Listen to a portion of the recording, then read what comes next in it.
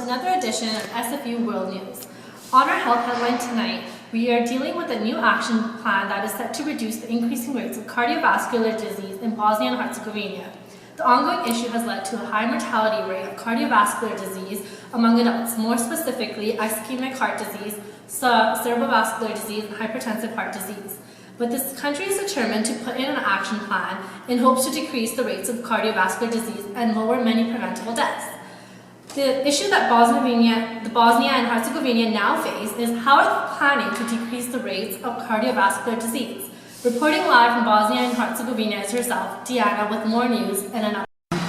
When looking at the burden of disease in Bosnia and Herzegovina, we see that the disability-adjusted life years, or DALYs, represented in 13,000 deaths for communicable, maternal, perinatal, and nutritional conditions.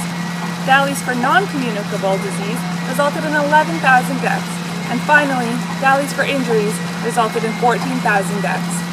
After examining these statistics, it is evident to see the big issues lie in the high mortality rates coming from non-communicable diseases. In fact, the risk of non-communicable disease is almost 9 times greater than communicable disease. In terms of the number of years of lost life due to premature death in Bosnia and Herzegovina, ischemic heart disease, cerebrovascular disease, and trachea, bronchus, and lung cancers were the highest ranking causes in 2010. Over to you. The leading cause of deaths in Bosnia are all cardiovascular disease. They include stroke, coronary heart disease, and inflammatory heart disease. They contribute a total of 62.68% of the total deaths in Bosnia. The leading cause of child deaths are congenital abnormalities, prematurity, and birth trauma. It contributes to less than 2% of the total deaths in Bosnia. Bosnia and Herzegovina has one of the highest cardiovascular disease mortality in the Eastern European region. This is because a significant amount of the country's population is overweight and avid smokers. Among the surveyed, roughly 3/4 were overweight and 40% of them were daily smokers. There's a strong correlation between age, gender, and cardiovascular diseases, and it is found that women are more prone to hypertensive disorders. And now on to Sanpreet, who will give us the reasons on why we're focusing on these certain diseases. Face Bosnia and Herzegovina are various forms of cardiovascular disease, namely ischemic heart disease, cerebrovascular disease, and hypertensive disease. So these three are the focus of our action plan. We have decided to focus on these because they are the leading cause of deaths in Bosnia. For every 100,000 citizens, approximately 4,000 people are living with heart disease. Bosnia has overcome communicable diseases, so that's why we have decided to shift our focus to non-communicable diseases.